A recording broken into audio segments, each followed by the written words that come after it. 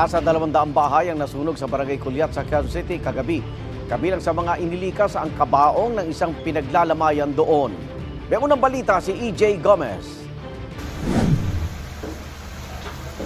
Naglalagablab na apoy ang gumulat sa mga residente ng Barangay Culiat sa Quezon City pasado alas 7 kagabi. Dikit-dikit at gawa sa light materials ang mga bahay, kaya mabilis na lumaki ang sunog na umabot sa ika-5 alarma. Hindi bababa sa 100 truck ng bumbero ang rumisponde. May mga transformer at poste ng kuryente ang nadamay. Yung umuusok pong transformer, naagapan naman po natin siya. Sa supply po ng tubig, wala po tayong problema. Masikip lang po talaga yung daan papasok dun sa loob sa area. Kinailangang gumamit ng self-breathing apparatus ang mga bumbero dahil sa kapal ng usok. Ang ilang residente halos walang naisalbang gamit. Lumabas pa ako ng pintuan. Biglang pagtingala ko sa bubungan namin, sa kapitbahay namin, may sumigaw na may sunog na. Hindi ho talaga kinaya kasi biglang bumulwak yung apoy. Kaya wala akong naisalba na gamit kahit isa.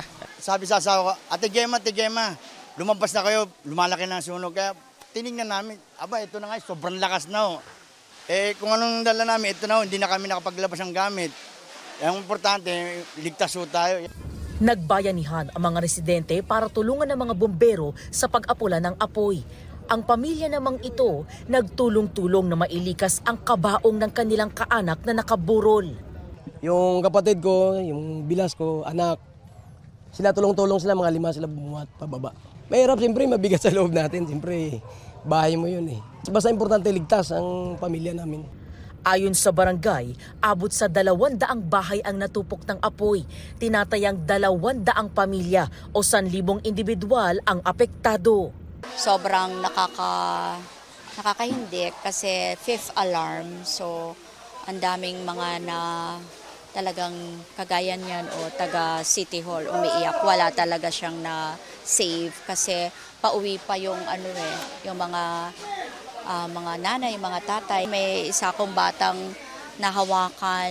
Hinahanap namin sa Facebook yung nanay niya kasi hindi niya makontak. Naiwan niya yung cellphone. Buti nakita nung isang ninang. Sa evacuation center ng barangay, nagpalipas ng gabi ang mga apektadong residente. Inaalam pa ng BFP ang sanhi ng apoy. Gayon din ang pinsalang dulot nito. Ito ang unang balita. EJ Gomez para sa GMA Integrated News.